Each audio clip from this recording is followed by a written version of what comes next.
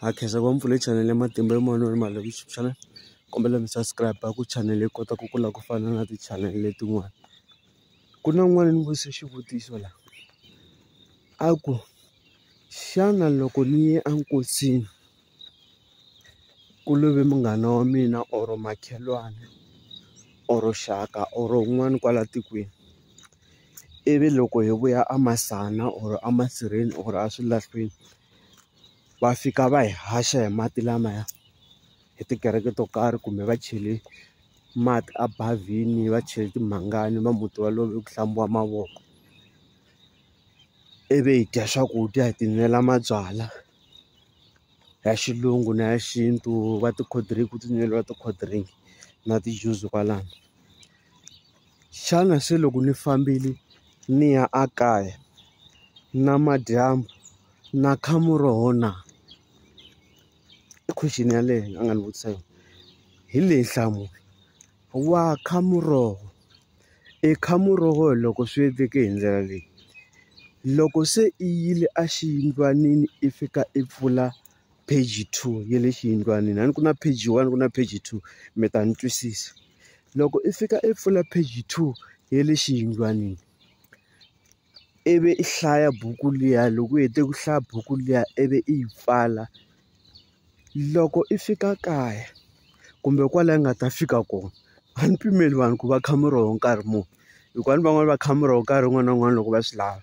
Va teka xikomba va ya masin'wini va ya ku hlakuleni, va teka xikotlolo va ya va ya kha muroho.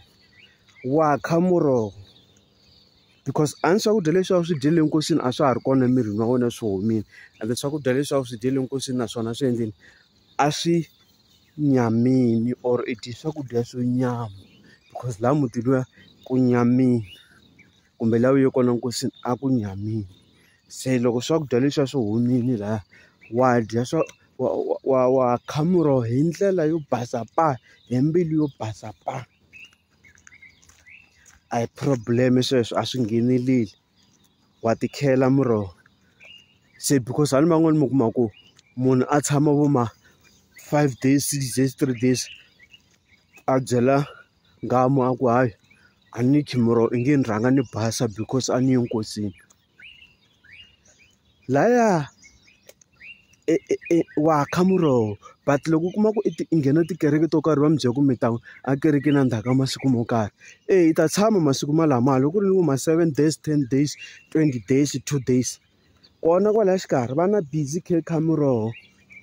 Loko ri busy ku ri kheni ka muroho ivi loko 7 days liya yi hela or 3 days liya yi hela i ya kerekeni, hikuva vavasati va ta famba va mi siya. Hikuva wena xikombiso u kuma ku i wela ka kereke yo karhi or i ndhuna emugangeni or wela ka swilo swa masipala va swi vitanaka ku tsoma vhiki na vhiki tshama khe ya nkosini.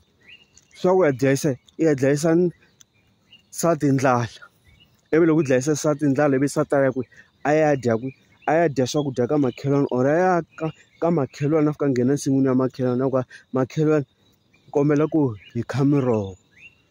Hi mhaka yo wena right through i ta tshama i nyamini ku because a kerekeni leyi nghenaka yona va te ni nga khi miroho ni nga ti kerekeni, ta kerekeni endzhaku ka 4 days or endzhaku ka 7 days or endzhaku ka 2 days. Loko nampundzu va heta ku lahla ivi dya swakudya swi swa mi swi dyaka ivi ya le xiyindlwanini tanihileswi vulaka, loko fika ka nghena hansi tirha wena. Leswiya swa kereke swi le sayitini, leswi swo ta attend kereke endzhaku ka masiku yo karhi swi le sayitini, mara swa miroho a swi na swipimelo.